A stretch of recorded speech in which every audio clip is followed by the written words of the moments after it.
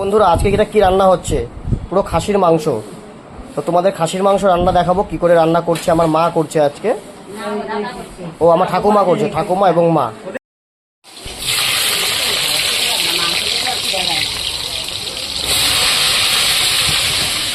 দেখুন বন্ধুরা, আমার ঠাকুমা কিন্তু আজকে মাংসটা একটু অন্যরকম ভাবে করছে।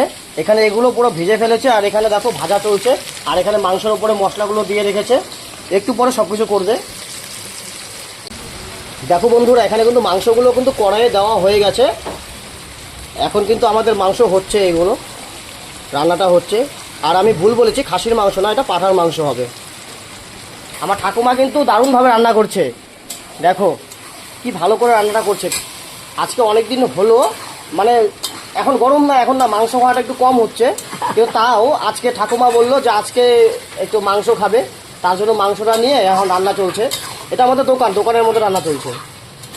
দেখো ঠাকুমা কিন্তু দারুণ করে রান্না করছে।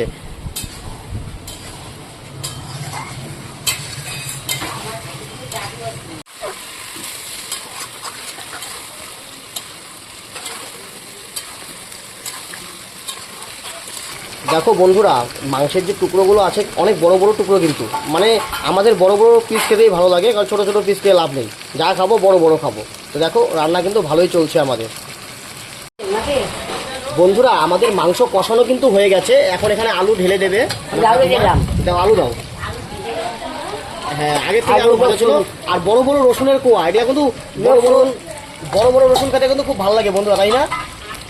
হ্যাঁ ওটাই তো, মানে আস্তা রসুন। তুই 6টা টুকরা দিছো? আচ্ছা, বড় 7টা বড় বড় রসুন দেওয়া হয়েছে, আলু দেওয়া হলো। এখন এটা পুরো রান্নাটা হচ্ছে, রান্না প্রায় হয়েই গেছে, একটু পরে খাওয়া দাওয়া করবো। দেখি কিরকম হয়, তোমাদের সব কিছু জানাবো।